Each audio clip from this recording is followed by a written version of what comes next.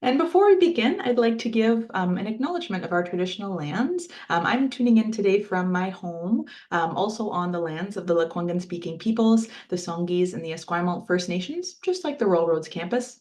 It's with deep gratitude always that we live, learn, and work here, where the past, present, and future of Indigenous and non-Indigenous students, staff, and faculty come together. So grateful to be here with you all today. All right. And then, of course, the reason that we're here today, we're going to hear from our wonderful alumni in conflict analysis and management here at Royal Roads University. I'm joined by some wonderful folks. We have Dr. Eva Melisius, who's the program head for the conflict analysis and management program. We also have some wonderful alumni. We have Joshua Morris and Kristen Schindel. And we have myself, Mariana Kanjirski. I'm an education specialist here at Royal Roads. Also joined by my wonderful colleague from Enrollment Services, Andrea Boyce. So delighted to be here with all these fine folks here today. And we have a little agenda just to kick us off. So I'll give us a brief overview of the Royal Roads University experience. We'll talk about our alumni experiences, of course, some program information so you can know a little bit more about these programs, and then some admissions and how to apply, and then questions as well. Feel free to post the questions anytime as we move kind of throughout the presentation, but we'll have some time at the end as well. Okay, and I'd like to share, just to kick us off, some statistics here with you on why you should consider Royal Roads. If you're not familiar with us as an institution yet, here's some quick statistics from our alumni. 93% of our alumni say that RRU has positively influenced their personal and professional lives. 92% say that they felt supported by staff and faculty. 90% say that we provided them with the tools and knowledge required for a leadership role in the workplace. And 89% say that we provided them with the tools and knowledge needed to be innovative in the workplace. And that's based on alumni surveyed from Royal Roads University. We also have a beautiful campus, if you're not familiar. Here's some fine photos I'd just like to share with you. The top left may look familiar. That is Hatley Castle. It's been in many films like X-Men, Deadpool. There's filming happening all the time all over campus. So that's quite a famous structure. We also have a variety of gardens and green space. So just to the right of that is a photo of our Japanese gardens, part of many trail space and gardens that we have. We also have to the bottom left our migratory bird sanctuary. That's a Esquimalt Lagoon there. And then we've also been doing online and blended learning for almost, we used to say 25, it's now almost 30 years. So quite a while that we've been doing online and blended learning styles where folks will study partially online, come to campus for a residency or maybe fully online. So we've been doing that for long since the pandemic as well. And we also are an Ashoka U certified changemaker campus. Ashoka U is a designation not too many universities in Canada have. This is an innovative approach to education. It prepares students as they address world problems, encourage others, and act for the good of all. Okay, and at this point, we'll get to the good stuff here. I'd like for us to meet our alumni, so I'll pass it off to Ava, Joshua, and Kristen for a little conversation here. Take it away. Okay, thank you so much, Ariana. And yeah, just to briefly introduce myself, I'm Dr. Eva Menezes. I'm the program head for the Conflict Analysis and Management program, and I've been part of Royal Roads University and in various capacities since October 2012, so it's been quite a while.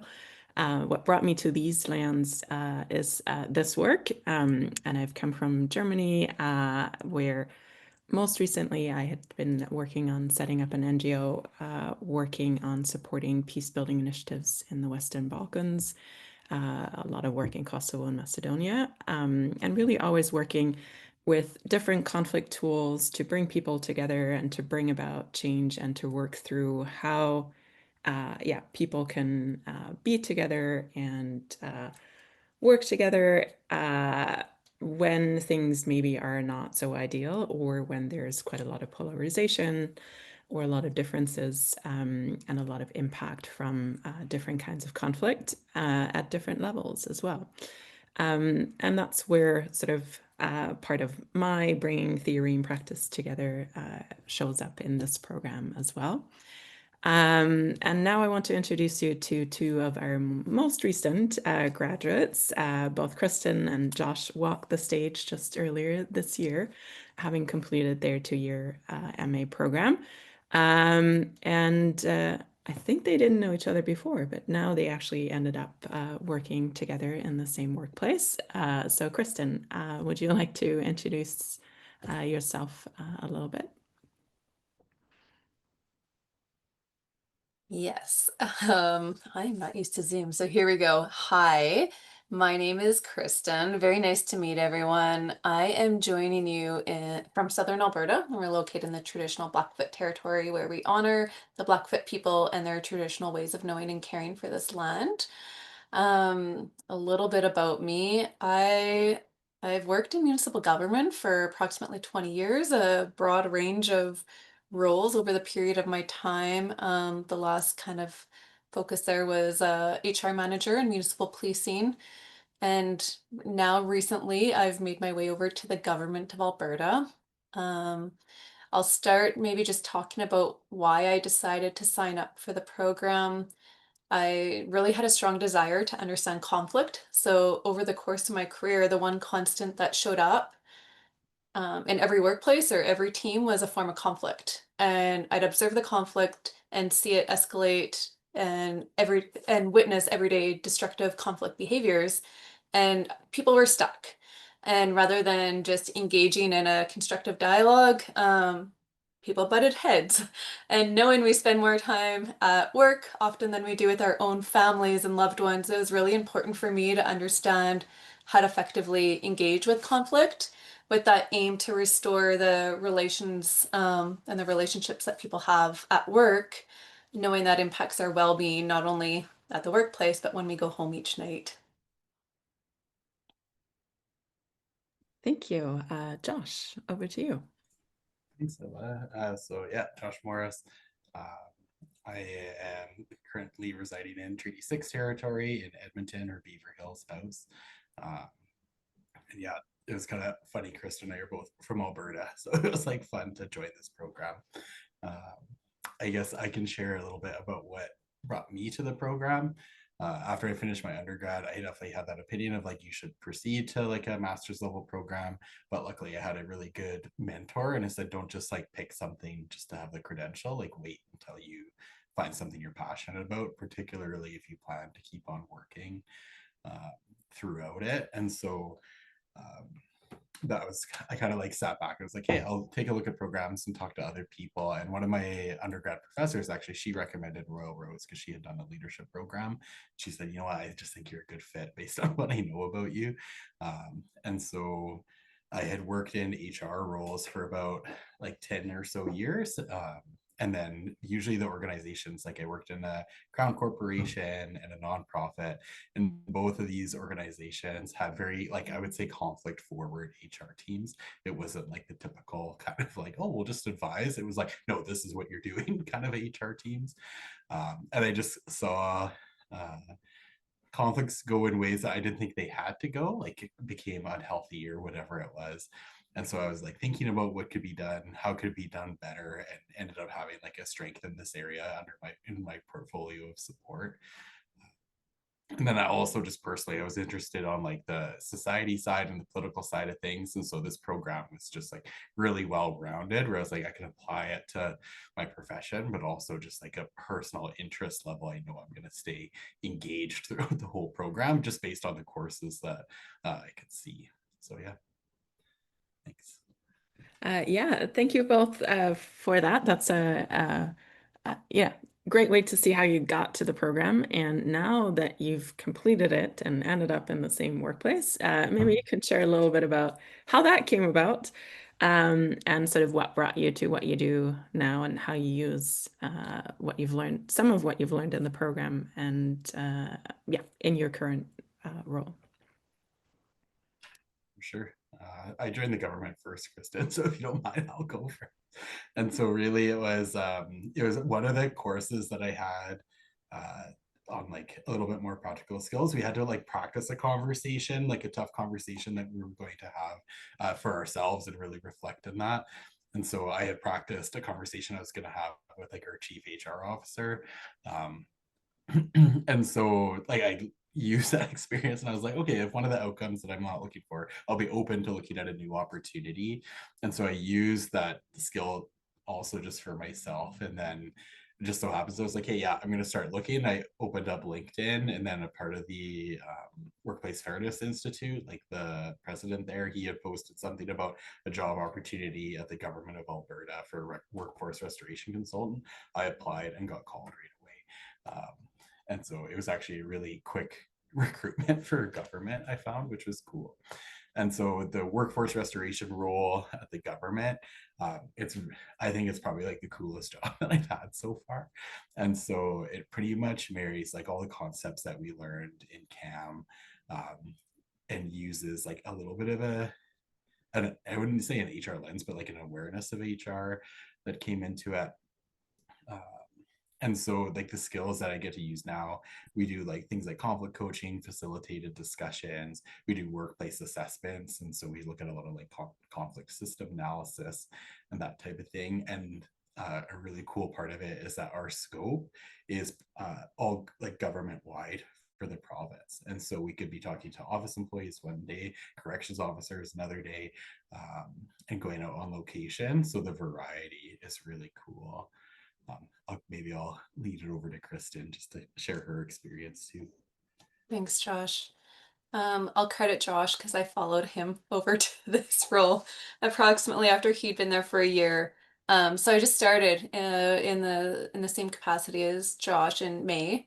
I recall Josh like sharing the position with our team actually when we were in our studies and learning about the work he was doing, and I was really intrigued and excited for him, and I seen such a direct relation back to what we were studying. So I had worked in municipal government for approximately 20 years. And previously in that, I was more HR generalist in a operational capacity and really enjoyed the work I did. What's really fascinating about the work now as a workforce restoration consultant is that restoration opportunity and having the ability to really, I mean, if you worked in HR, come from some of those different backgrounds, you can see the result of some of those formal processes. And I like, frankly, I don't think people are ever satisfied. And what's really incredible about this work is we can help people continue to move forward in the workplace, with the aim of trying to get everyone to a better place or a better understanding simply of one another. The program really helped, I believe, in my success and being in the position I'm in today. And I think more even just for my confidence and that competence aspect as an employee and what I can bring to the position. I know I'll jump to that second question. I'll beat you on this one, Josh. How do I use what I learned in the program? I would say every day. I love, with the program, we're provided a number of theories, frameworks, tools. I use those. I pull them out. I'm working on a conflict analysis. Depending on the situation, I'm able to pull from our materials and apply that directly to the work that I'm doing. And I love it because, it's not just like this random thought, I think I should do this. I mean, there is some intuition that's required for this work, but I can back it with evidence-based research, which I think is critically important in the world we're in today, and being able to apply that. What I also have appreciated from the program is there's a lot of visuals that accompany the frameworks. And I find when you can apply a visual to the complexity of conflict, it helps build understanding, and it helps just deepen kind of the sense of what's going on in a simple way for something that's very complex. So those are kind of some really brief thoughts around that. Maybe Josh, before you jump in, just sort of showing, thank you so much for all the things you've shared already. And in some ways, both Josh and Kristen represent kind of some of the classic profiles of our students who come with some idea of wanting more of something, often interested in maybe not currently actively pursuing a career change or shift, but open to that. And Josh applied while still in the middle of the program and got that position. And then Kristen got the same position as she completed the program. And yeah, like all of that range is quite normal. while both of you are in HR, and that's not an insignificant part of our students do come from a lot of other areas as well, working for other provincial governments or not working for provincial governments. Working pretty much in all different kind of sectors, often with sort of an interest in working with teams, individuals, communities at different levels. We have a good amount of Indigenous students who go through our program as well. And yeah, like really people from any kind of sector. And as we also see more restorative practices in the workplaces and sort of HR departments moving to people and culture departments, seeing more of these kind of students walk through our programs as well. And lots in healthcare sectors, for example, as well, where there's anywhere where there's no shortage of conflict, which really is anywhere. Yeah, Josh, would you like to share a little bit more about how you use what you've learned? Sure. And I can kind of like piggyback on what you were talking about too. When I first applied for the program, someone had connected me with other alumni, and it was a really good mix of like executives, consultants, like healthcare professionals. It was really wide, and that's also what I liked, because part of it was, sure, I've got this HR background, I want to be able to expand it. And even the work that like Kristen and I do now, sometimes we'll like go to lengths to be like, we're not a part of the HR team, right? Like we're separate and we're like a different entity. We're not kind of what you might just assume. And so that's been really cool. I think one of the alumni that was like my favorite to talk to when I applied for the position, he was like a former, like pretty senior level with the Calgary Police. And so he had talked a little bit about like going through the program and then becoming a consultant and helping different like police forces across Canada deal with really significant problems like mental health crisis among officers. And so I think from like even an executive lens, kind of what he shared and what I found out to be true was like you get a whole new set of analysis tools where you no longer just like accept that first gut reaction to like, oh, well, this is what I think we should do based on this, or like, oh, I saw a TED talk yesterday and I'm just going to apply what I saw, and like in that type of thing. We've got like a huge menu and we get to be creative and kind of piece those things together. And I think that's really what I use a lot now, right, is having this background of knowledge. This group and like the leader of our team is very open to different methodologies and practices, and we're given quite a bit of leeway in creativity. And so I think Kristen and I both like geek out because we'll talk about stuff we learned in school and apply different things. And it's a really cool mix. Like right now I'm doing an assessment for a team based on psychological safety, but the lens I'm using is one of the readings we had in class about psychological barriers to healthy intergroup conflict. And so it's just like, it's not like a typical psych safety assessment. We're like really diving deep and going into a deeper group because it's a deeper level because it's a smaller group. And so sometimes it can be a little overwhelming thinking back like, well, what was that reading that I had? And you like look through all the documents that you save, but then you can take pieces of different ones and kind of merge them together to make a really appropriate thing for the client. And then I think how else I use it, I guess too, even in like personal life, like you see stuff that's going on either like globally or in your personal life, or like families fighting or something like that. It's really surprising because you can start like using this other lens. My wife she's like very conflict forward, and so she'll say like, Josh, you're using your school crap, like I don't want it, like let's just get into it or whatever it is. And that's like less common now that I'm not like in school so much, but like at the time I was like, yeah, but what's your core interest, right? Like that goes into it. And so there's just like a lot of opportunities to like practice some of the skills and like some of that knowledge throughout like your personal and professional life, which I thought was really cool. Yeah, I think that in some ways also speaks to sort of the extra level of doing a program like this while you're also working and have sort of family and everyone the age range between our students is quite significant as well. Like you mentioned, people in more senior executive level, and like others who are most are mid-career professionals. So some with young families, others with significant hobbies or other things that usually occupies their time. So maybe, and we haven't talked about this before, but like, how did you manage being a full-time student while also being a full-time employee and a, full-time in life person?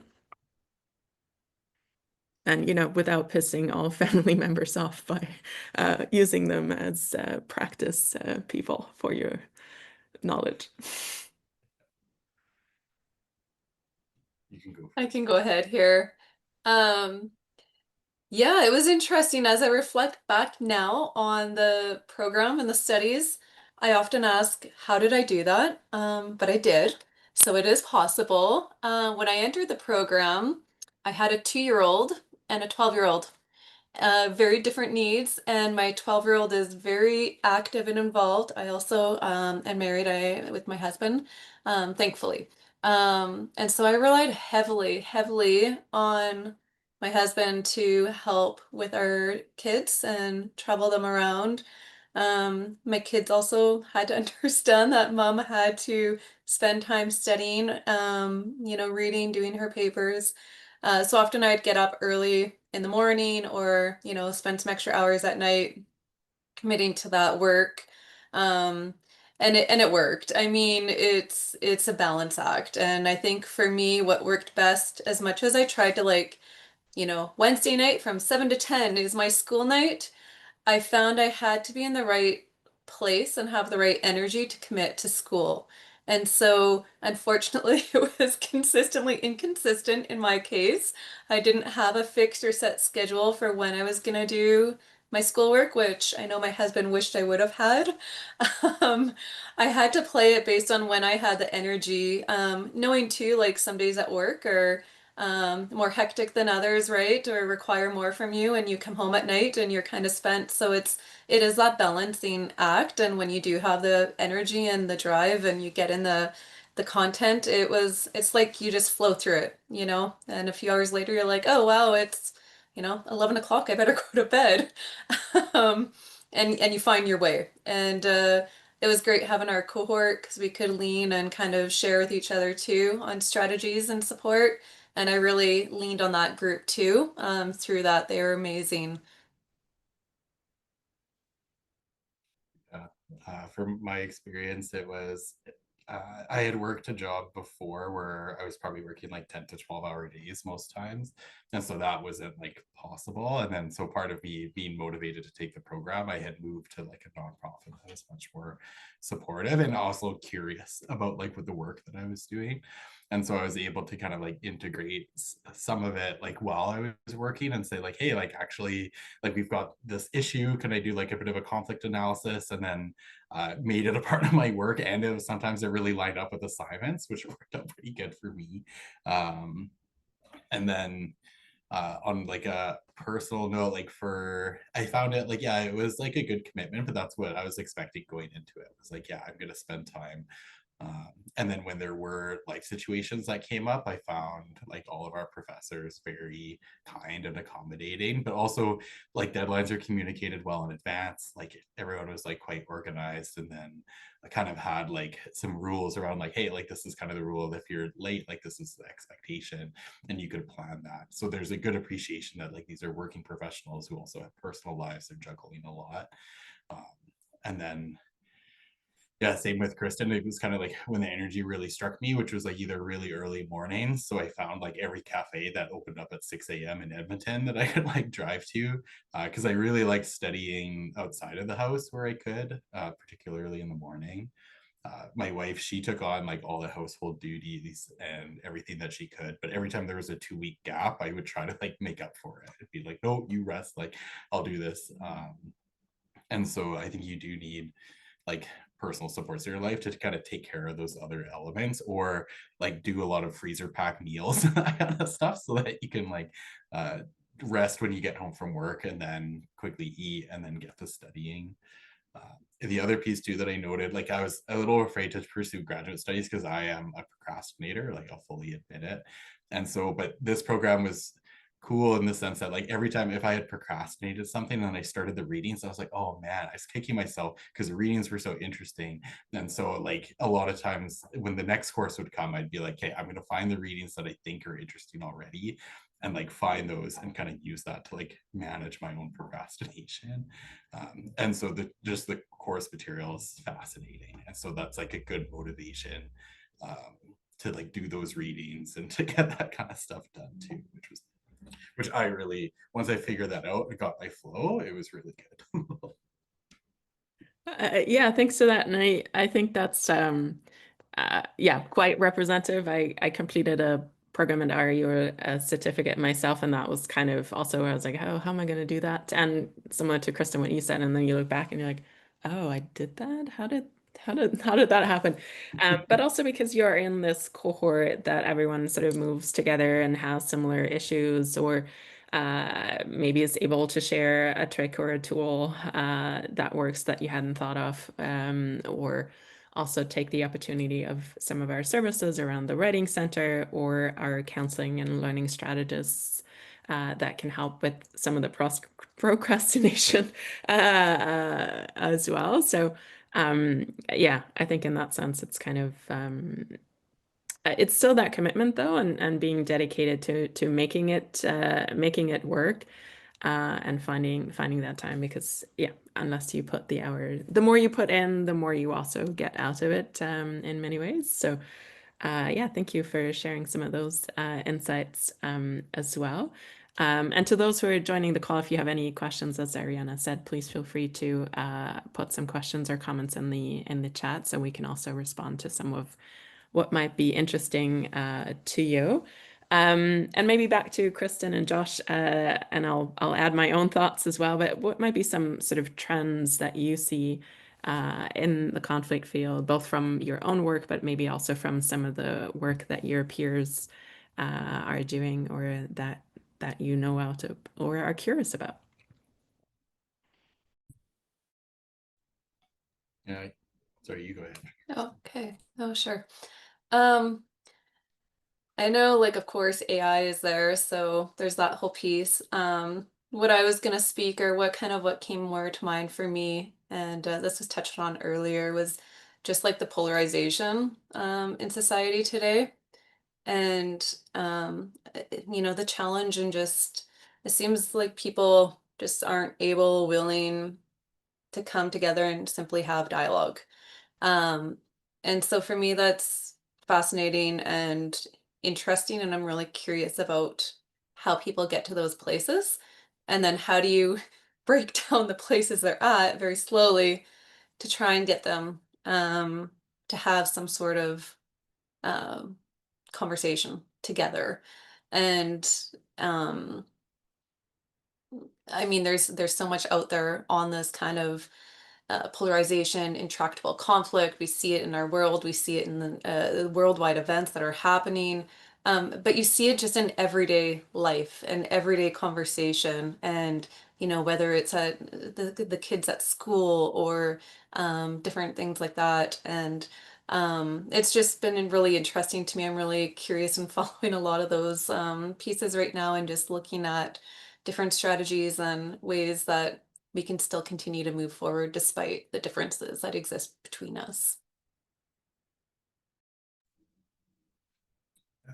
And for me, something that's really caught my attention, I'd say over the last year, is like in one of my previous roles, I worked with like a lot of youth employees. And so I was kind of trying to pay attention to trends to be like, okay, these employees are entering the workforce. What kind of issues am I going to see, and what type of conflicts am I going to see as they like kind of progress throughout their careers? And a really concerning thing that I've seen is just like an increase in misogyny, right, among like males. And so I've been doing some reading on the Office of Prevention of Violence, which are actually based here in Edmonton.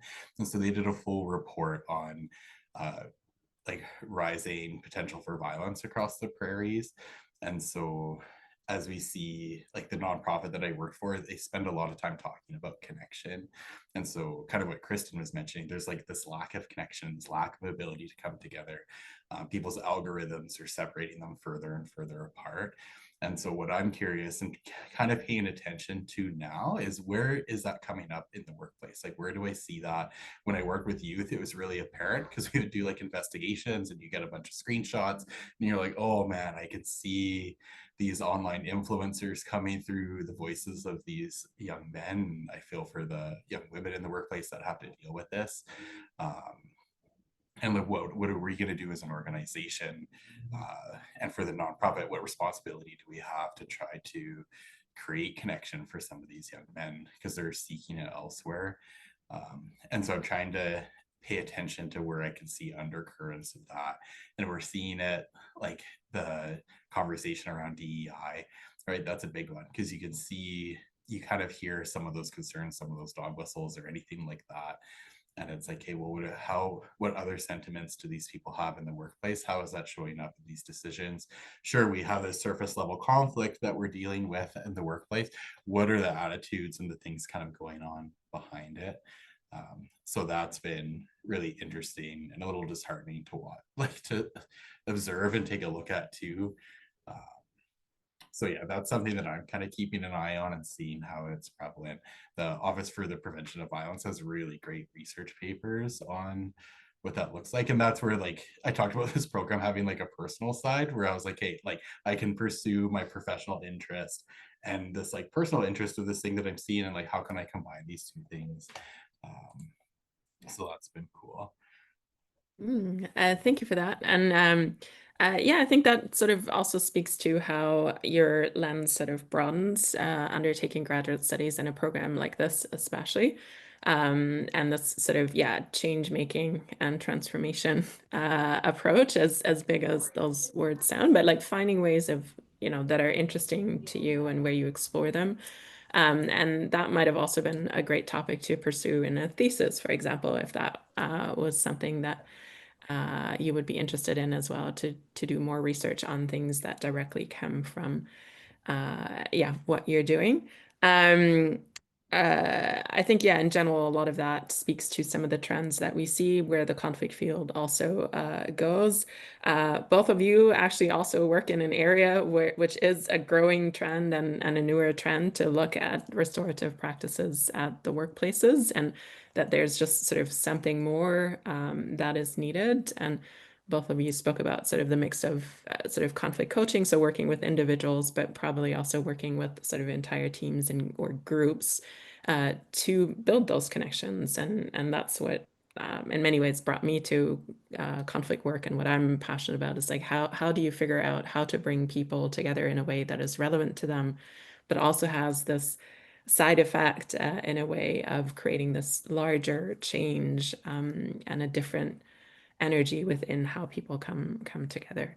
So I think we're kind of coming to the end of our part of hearing from our alumni. So maybe as sort of your final words, could you share just one highlight, whether it's like from the classroom or outside, but one highlight that stands out in your memory from, this is what happened while I studied in this program? I love residency. Like, I found that really unique and a cool opportunity, and just like the whole thing, like going, because we did two. And so I really recommend like staying on campus if you can, if that's not available to you. And it was just great to get together in person, connect with your classmates, connect with the professors. We like hung out socially a couple times, that type of thing too, which is always what I had imagined as a part of the academic experience. And so that was cool, just building those connections, getting into like some like practicing conversations, having some like heated conversations as a class and that type of thing too, because it was just such a safe environment to do that type of thing. And so I just love that. And so I part of it was like, hey, how do I manage? I'm going to use 2 weeks of my vacation for this, and like whatever it was. But it was definitely worth it. And my wife, she was very comfortable with like the 2 weeks, and enjoyed herself as well. So it can also be a nice break for your family too, to be like, hey, get away, nerd, right? Like, you can go do that. stuff. So I really loved it. And then I got to meet like, yeah, Kristen in person, so many of our classmates from like across the country. So that was really awesome.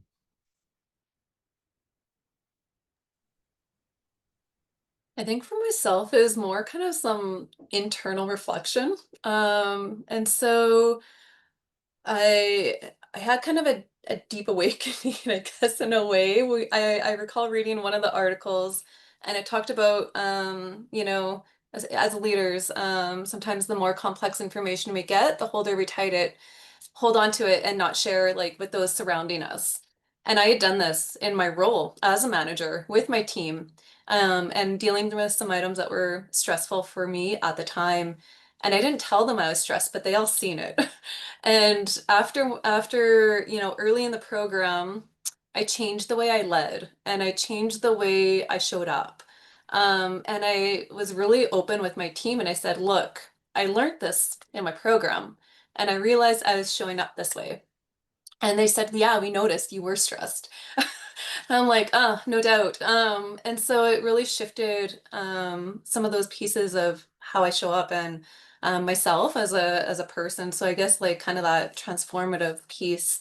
And so I thought about also like how am I showing up in these situations where conflict may arise? And also how can I plant a small seed with the hopes of a change to occur, knowing maybe I didn't have the ability to fully, you know, direct something, but could I plant something? Could I start something that might lead to a new beginning? Thank you so much. And yeah, both of those examples speak for sort of the while in program and rippling out and sort of, yeah, the direct application of some of the things that you're learning, and that yeah, you're different when you're at the end than when you started, that's for sure. So yeah, thank you both so much for sharing some of your experiences with us. And if anything comes up as we go through the program, feel free to chime in as well. So Ariana is just sort of bringing the slides back. So with the program, just very generally, you have the two options of the graduate diploma and then the full MA. And coming to a question that was asked as well, in many ways, the diploma is the first year, roughly, off the program. So you're getting the exact same courses. And then the second year, more or less, is what gets added on with the master's. So if you're kind of unsure or don't quite know yet, you can always apply for the diploma and then decide to continue on to the master's. And similar, sometimes it also happens that you start off with a master's and then some things happen and you can always sort of then end with a diploma and graduate with a diploma as well. So in that sense, you're getting the exact same, but you're only getting half with the diploma. Oops, thank you for switching the slides there. Did we skip a slide now with the... No. Okay. So, you know, why study this this program? And again, the motivations are kind of different.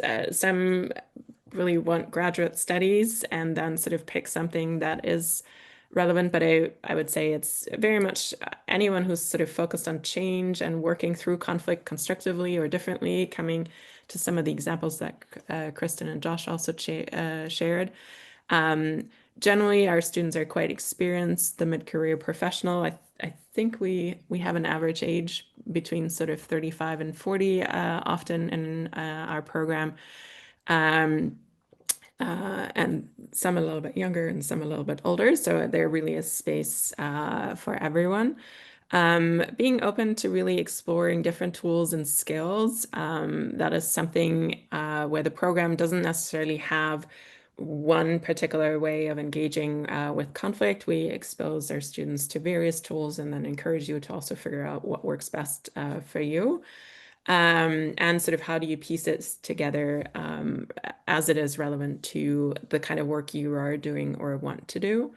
And there's that level of resilience that you also have to bring, not just to integrate graduate studies in to your everyday life, but also to work with conflict and support others through conflict. There's a lot that you learn about yourself doing this kind of work or studying in this kind of field, and being able to support others in that space as well. Afterwards, and again, I think Kristen and Josh brought lots of examples of sort of how the theory and practice come together. I think both of you also did additional or more specialized further education on sort of some skills. So for example, coaching being one, or very specific dedicated mediation training. But what you really walk away with is definitely to have that theory and practice go together, and a strong emphasis on analysis and how to figure out how to engage with conflict in more constructive ways. We do try to provide as much skills building and approaches within the program as well. There's a strong emphasis both from studying conflict, but also from RRU's learning, teaching, and research model to engage in reflective practice and sort of different ways of reflective practice, which is again something we do throughout the program, but there also being a dedicated course within both the diploma and the master's program to do this. Overall, this comes from a systems thinking oriented mind. So there's never just one isolated case. Every conflict is sort of embedded in a larger system and community as well. And you come away quite well networked, both with your cohort and sort of others you've encountered. A lot of our instructors are scholar practitioners as well, so many of them practice as well and are sometimes able to support others or our students to kind of go into other fields and areas as well. And we do have alumni across Canada in almost every area and every way of applying conflict knowledge as well. So generally speaking, the master's program is roughly 2 years long. It's largely online and asynchronous, with the exception of two-week residencies, one happening sort of as your second and third courses in year one, and then a second residency roughly a year later. As well. And so for that, you do come to campus. And I think Josh mentioned there's options to stay on campus. But we have some local students as well, or other opportunities that you can look into to stay in Victoria while you are here. You then also have 3 different ways of completing the program.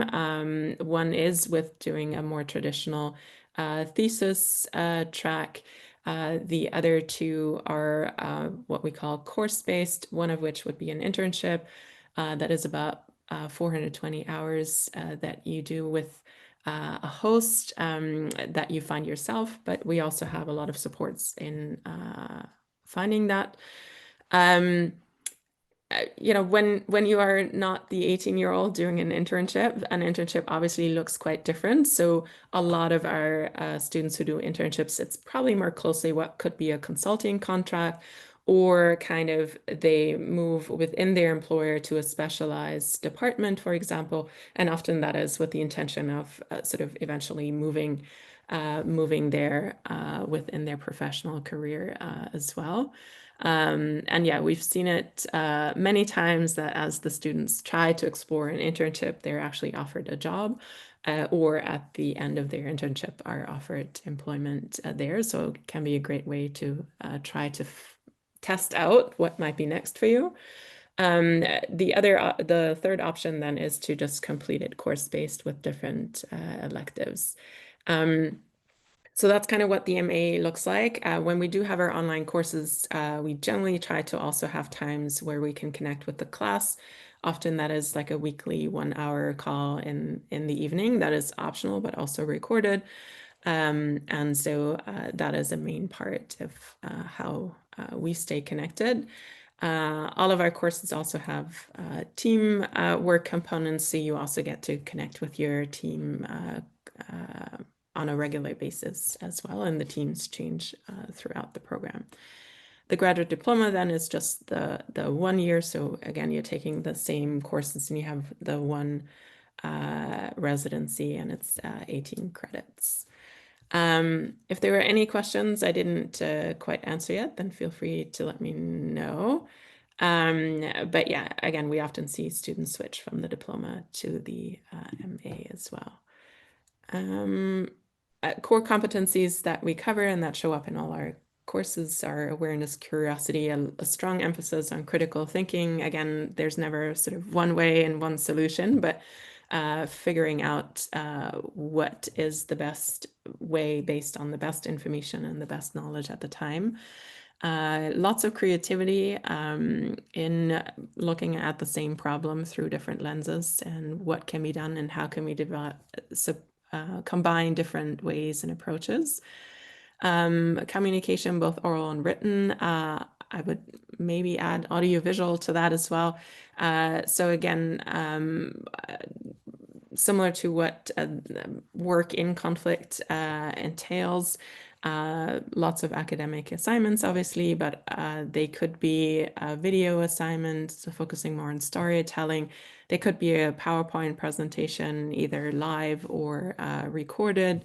And then, sort of the more normal or standard written assignment as well. But again, I think Krista mentioned a lot of emphasis on visuals as well. So whether that is conflict mapping, for example, or using images to sort of capture situations and emotions as well. And a lot of emphasis on collaboration, because in many ways, conflict work is never something that you do on your own. And at a minimum, even if you work as a third party where you would be the one person, but always having that community of practice and the reflective practice components as well, where you collaborate with others. Cohorts vary in size. Generally speaking, they have been around 15 students, which is kind of an ideal number to have a lot of space for individual interactions and learnings as well. We encourage both for students to organize themselves. Sometimes students live in the same location and they organize traveling to campus for residency together or have their own study groups going. So there's space for students within the cohort to organize themselves. But within the courses, we generally build the teams and sort of have students work on an assignment within that course together, but the teams then also change over time. So it's not like you put in one team at the beginning of your program and then you're stuck with those people for 2 years.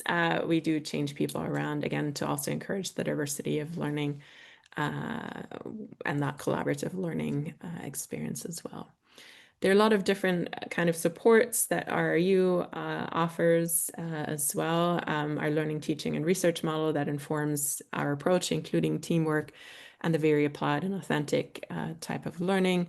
The learning outcomes that reflect some of that. Our instructors, including myself, are all sort of scholars and practitioners. In addition to this work, I also work as a coach or a conflict consultant. I'm also the vice president of the ADR Institute in British Columbia. And so always trying to look at what is relevant to practitioners as well. Our program staff is a significant support for students as well, because they are there throughout the lifespan of a student as well. Support in any way they can, and if they don't have the answer, help you figure out where to best go with a request or a challenge. The cohort really becomes sort of your group of peers. They're the ones going through what you're going through at the same time. And we often see lifelong friendships coming out of those kind of cohorts. I know I have that for myself as well, with some people who I talk with on a very regular basis. And Kristen and Josh even ended up at the same workplace. You might be together for a while in that professional relationship. We also have team coaching embedded in our program. So what that means is RRU has a team coaching component again, part of our learning and teaching research model. That means we have a team coach that's attached to our program that supports how teams work together, embedded in different courses. So again, also kind of practicing what we're teaching and learning while we're doing it. What is that like to have a third party that has no power over you? It's not an instructor who grades you or anything like that, but someone who's purely there to support your team to work together and thrive and work through conflicts as they show up. Often students returning to graduate studies, or some of our students also come through flexible admissions, so not having previous post-secondary education. The Writing Center can be a great resource to support with that. A lot of anxiety around sort of, oh, how do I write an assignment or complete an assignment? And again, you're in the same boat with your peers when you go through the program. Yes, it's different. A lot of us have jobs where we write reports and emails and communications all the time, but academic writing is a little bit different. So it takes some time, and it is doable, and we built that in as well. Financial aid is available as well, and you can contact them even now, or as you're thinking about applying for the program, to figure out how that will all work for you. And then our big network of alumni. Josh mentioned he spoke to several alumni. As I was sort of sharing that this call is happening, I had one alumni from my very first year reach out and be like, oh yeah, I always love talking to people who are interested in the program, so don't hesitate to connect them with me. Yeah, it's really that kind of passionate network that we have as well. I have several of our alumni that I sort of, am connected to through my own work as well, or reach out to for, so, what are you doing? What is the new trend, and what should we pay attention to in the program as well? So trying to ensure that what we do is also what is happening in practice and beyond my own practice as well. So yeah, I think Ariana can walk us through how to apply. And again, if any other questions come up, or if I missed a question, please feel free to post in the chat. Thanks so much, Ava. That was wonderful. Thanks for all that program information. I think we covered everything that was in the chat. Hopefully that helps folks with questions.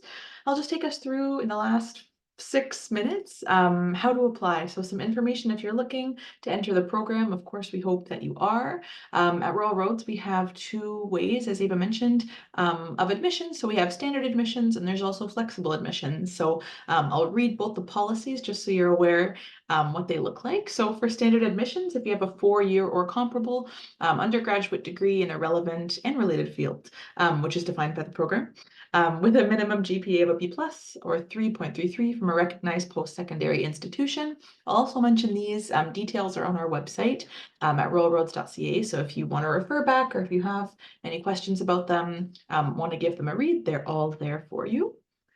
We also have flexible admissions. This is one of my favorite parts of the things that we offer at Royal Roads. I think it's great that we have this. So for folks who don't meet the degree requirement or they don't meet the GPA requirement, you can have a minimum of 5 years of relevant professional experience. Or if you do not have an undergraduate degree, you'll normally require about 10 years of work experience, with a minimum of 2 years of relevant professional experience in a leadership or management position. So if that sounds like you, then you could still be eligible to apply for this program.